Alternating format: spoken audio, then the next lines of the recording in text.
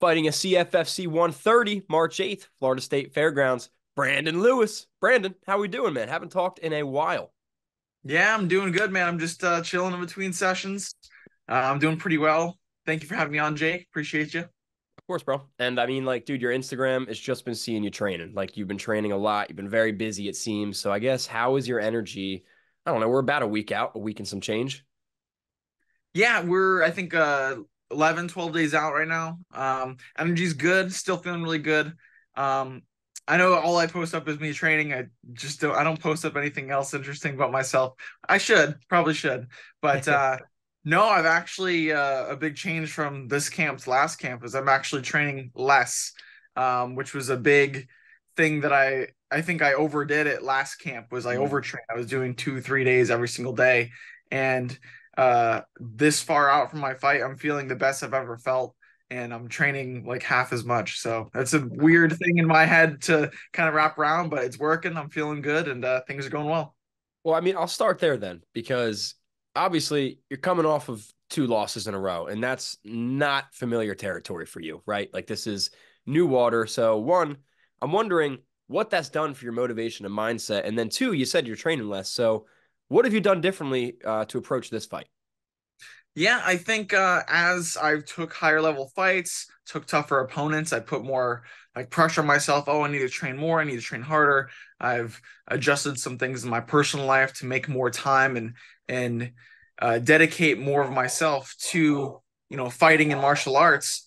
And I think I was overdoing it. I was training as much as I can, not giving myself too much time between to rest. Every session I was making sure I was going all out 100%. And one thing that I was told multiple times by multiple people that I didn't listen to was, hey, you got to recover, you got to take time between. And that's something that I've now kind of realized. And it's shown in my camp, last camp. I remember like about 3 weeks out, like I felt I peaked, and then it went all downhill from Mm. there. And this time I felt a really good steady pace continuously, gradually just going up, and that hasn't slowed down. And I feel great being 11 days out. So And I mean, like, I know you get motivated by things like this. So, dropping two in a row doesn't deter you, correct? Are you more hungry than no, I ever? mean there's plenty of examples out there of fighters that have. Well, I mean Charles Oliveira, Brand Moreno, like Oh, yeah, people. tons. Yeah. Yeah, there's tons of examples. So I think that's one thing that's great about MMA is that I mean, the losses don't matter. It's how you take those losses, obviously. As long as I learn from them and I don't keep banging my head against the wall doing the same thing, I think nothing's going to stop me. I think the only thing that I need to remain is just the consistency, which you know, I'm not going to shy away from that. I want to keep going until I reach my goals. And I mean, I'm excited for the comeback, man. And I'm even more excited that it's with Cage Fury. Cage Fury is probably my favorite, I don't know, regional. I don't really consider it regional. It's just a professional promotion, in my opinion. So, how are you feeling about this debut? You got CM Punk, John Morgan, you got UFC Fight Pass, like the real deal, man. Yeah, no, I mean it feels good. CFFC is an amazing promotion. A lot of my teammates have fought for them before. I've been in the back in the corner. I've seen their events. I love it. I'm excited. Oh, I don't know if you can hear any of the background noise, so apologize about You're that. good, no But worries, yo. yeah, no, I mean Cage Fury is a great promotion. I'm excited to fight for them. I'm more excited about fighting back in my hometown of Tampa. Last time I fought was for the RFC, my third professional fight, which was about 7 years ago. So I get to fight my hometown again. That feels nice. Don't have to fly out while I'm weight cutting. So that's a huge thing. But yeah, no, I'm feeling good. Is this a one fight deal with them? Yes, yeah. And then, like, I guess, how did Cage Fury come to be? Just from having teammates with the promotion, or like, did they reach out? How did that work? Yeah, I mean, we've talked about me fighting for them before. It's been in the talks. I've just jumped on other opportunities. It's not something that I've ever wanted to shy away from. Just, sometimes when the moment's not right, it's not right. And this opportunity kind of popped up when I felt like I was ready. So it just kind of everything lined up perfectly. And yeah. What goals do you have with Cage Fury? You eyeing like a belt at all or anything? Yeah, that'd be nice. I'm down. I wouldn't shy away from that. Obviously, end goals. I want to be known as a world champion, a legend of the sport, obviously picked up by a large promotion.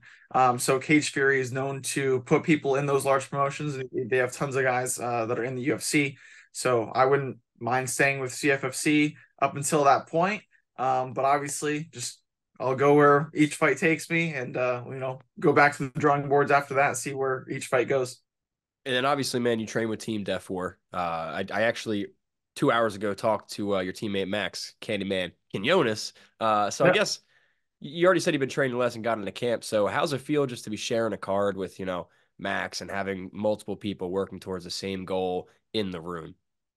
Oh, I mean, whenever we have fights lined up around the same time and more perfectly on the same night, Yeah. the energy in the room is always just intense. So the energy's been real good. Max, you can just tell from his personality just talking to him. He's a really high energy guy. So he brings the heat, he brings the intensity in the training room. He's still the same kind of guy, on the mats as well. So no, I think it's been great. The team's been pushing. Energy's always high. And again, we got multiple guys fighting on the same card. So yeah, I'm super excited, not just for myself, but seeing my teammates go out there and get some nice wins too. What is there another Def War guy besides you and Max on the card? Yeah, we do have an amateur guy scheduled. I think he'll be on the prelims. Alvaro Cabrera. Okay, okay, word. I didn't. I thought he was Def War. I just wasn't 100% sure because I never talked to him before. But maybe I'll reach Yeah, out if it's not too late before the card. But who's gonna be with you in the corner? it's going to be my head coach Daniel Mendoza, and also Drew Foxworth is going to be my grappling coach in the corner as well. One of my teammates, Argenis Castro, he's fought for CFFC before as an amateur, so he'll be with there as well. And then you've been in the back room of a Florida cage fury event. You never fought on one, but you've been there before, so you've seen the crowd. You know how they get for the hometown boys. I guess like what kind of energy boost are you expecting in there? Because you know it's going to get rowdy.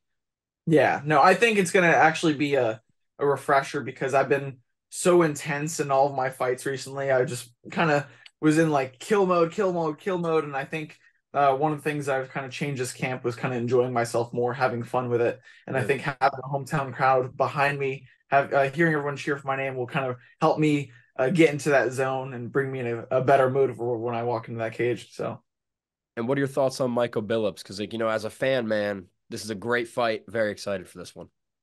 Yeah, he seems like to have. I think he has like some kind of traditional background on his striking, which is something that I'm familiar with. I came from a traditional martial arts background myself, so I'm excited about that. I think it's going to be entertaining as far as the striking goes. I know he's a wrestler, something that I'm not shy from. I know a lot of people I know a lot of my opponents that have been wrestlers, so I'm not unfamiliar with that territory. We'll see where the fight takes us, but yeah, I think it's going to be a good fight, and I'm more excited for how I'm going to let myself out there. Doesn't matter the opponent's me, but I think seeing the best version of myself out there against Michael Billups is going to be a pretty entertaining fight to watch.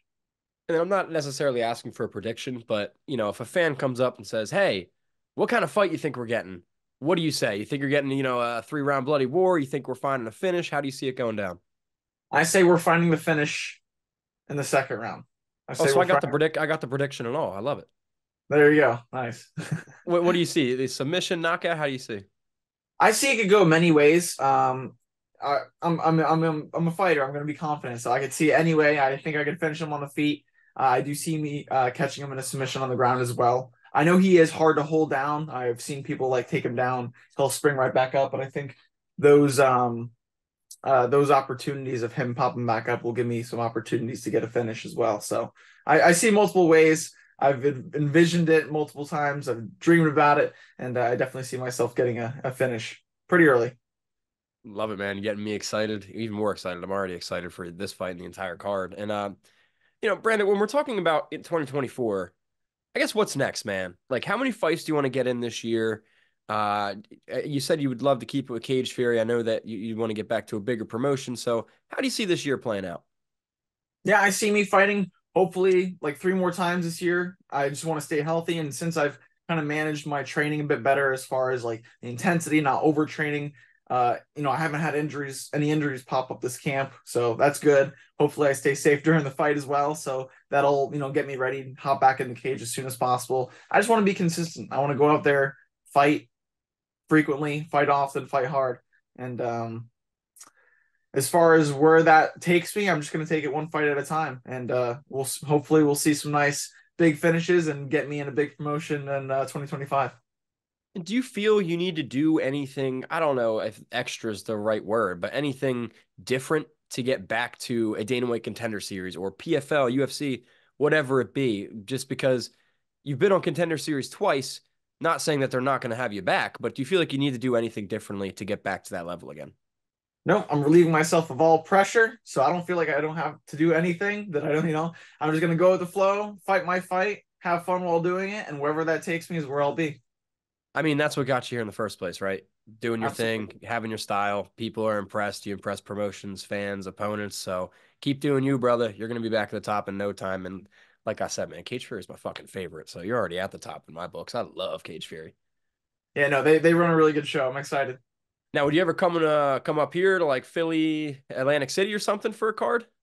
Yeah, I mean, I'm not a stranger to traveling for fights, so like I said, I'm glad that this one's in my hometown, but I'll do what's necessary. I'll travel for fights. I ain't got no problem with that.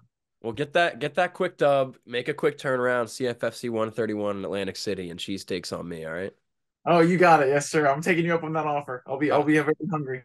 say less, bro. Any day. And Brandon, man, before I get you out of here, obviously you have fans all over the place, people watching this interview on Cage Side, a lot of people paying attention to this Cage Fury card. That being said, anything you'd like to say to everyone? If so, the mic is yours.